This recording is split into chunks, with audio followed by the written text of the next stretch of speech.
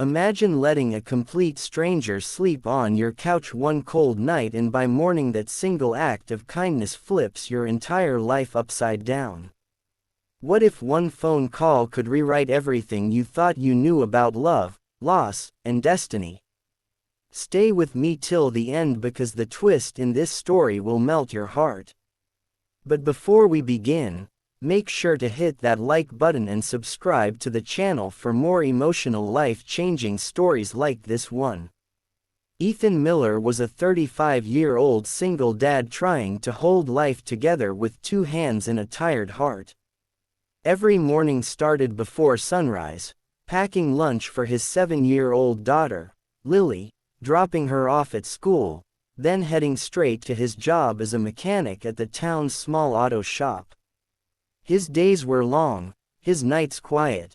Since his wife Claire passed away 3 years ago, his world had been reduced to two things: keeping Lily smiling and keeping the bills paid. That night, the rain poured like it hadn't in months. Wind howled through the narrow streets, and the small town of Maple Creek was wrapped in silence, except for the drumming of the storm. Ethan had just finished tucking Lily in and was settling on the couch with a mug of coffee when a sudden knock rattled the front door. It was almost midnight. Frowning, he set his cup down and opened the door to find a woman standing there, drenched from head to toe, shivering violently. Her brown hair clung to her face. Mascara streaked down her cheeks and her eyes, hazel with a touch of panic, met his with silent desperation. "Please," she said, voice trembling. "I just need somewhere to stay for the night. I'll leave first thing in the morning." Ethan hesitated. He didn't know her. He wasn't the kind of man who opened doors to strangers, especially with a child asleep upstairs. But there was something about her. Maybe the fear in her voice, or maybe the sadness behind her words, that made him step aside and say, "Come in." She introduced herself as Rachel. Said she'd lost her way driving through town and that her car had broken down in the storm. He offered her a towel, a blanket, and the couch. She thanked him quietly, never once lifting her eyes from the floor. Ethan noticed her hands were shaking even after the warmth of the living room settled around her. Later that night, after Lily's soft snores filled the house, Ethan found himself unable to sleep. He kept thinking about the stranger in his living room. There was a heaviness about her, like she was running from something. He didn't cry, didn't ask questions. Everyone had a story they weren't ready to tell. The next morning, he woke to the smell of coffee and the faint sound of laughter. When he stepped into the kitchen, Rachel was sitting at the table with Lily, teaching her how to fold napkins into little hearts. The sight froze him. Lily hadn't laughed like that in months.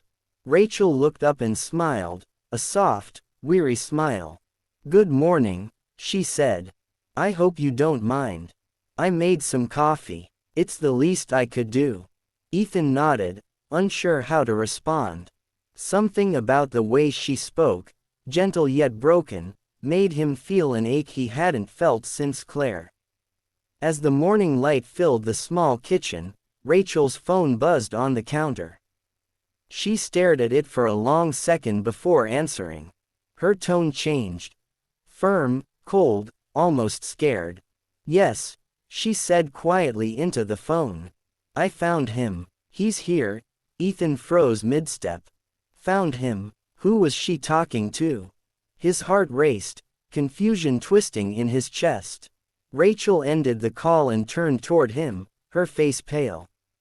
"Ethan," she whispered, "we need to talk."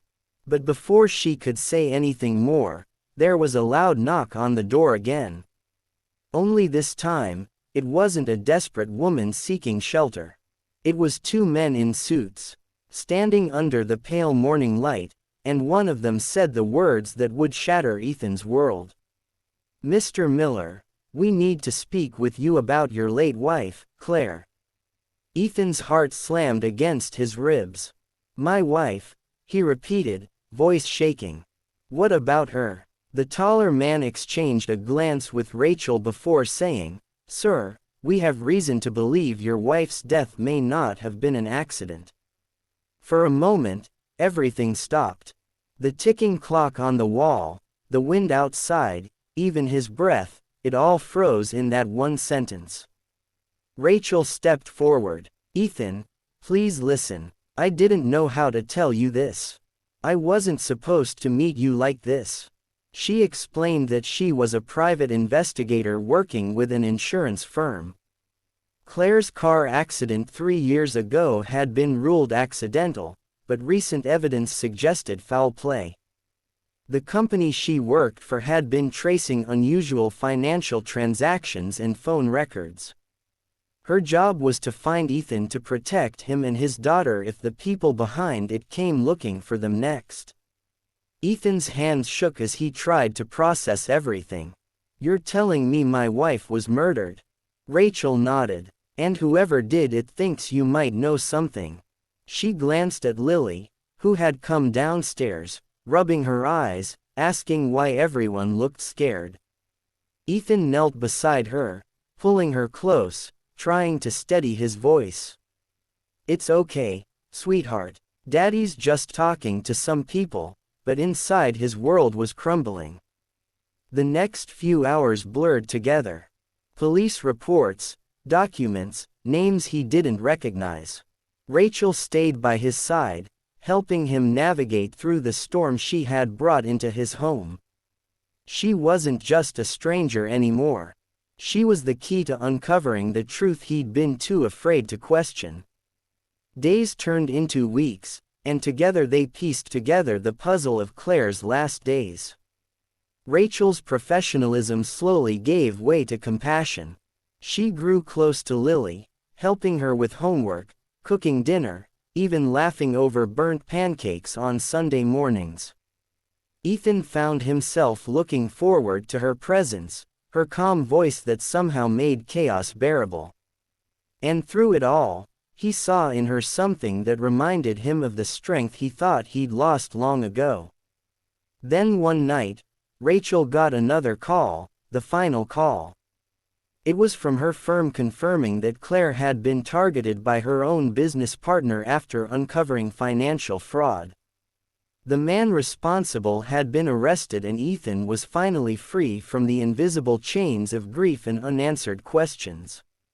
When Rachel told him, tears filled her eyes. I'm so sorry, Ethan. I never meant to deceive you. I just wanted to make things right. Ethan looked at her, realizing that the stranger he let sleep on his couch had unknowingly saved him. She didn't just bring truth, she brought hope. He stepped closer, gently, taking her trembling hands in his. You didn't deceive me, he said softly. You gave me back my life. That night, under the quiet hum of the rain, Rachel finally allowed herself to cry, not as an investigator, but as a woman who had found a home she never knew she needed. Months later, Maple Creek saw brighter days. The house that once echoed with loneliness now brimmed with laughter again. Rachel stayed, not as a guest, but as part of the family. Lily adored her and Ethan. He learned that sometimes fate doesn't knock politely. It storms in at midnight soaked and scared and changes everything. And whenever someone asked how they met, Ethan would just smile and say, it started with a stranger on a couch and a phone call that changed my life. So, if you believe that kindness can rewrite destiny, don't forget to like this video and subscribe to our channel for more stories that touch the heart and remind us. One act of compassion can change everything.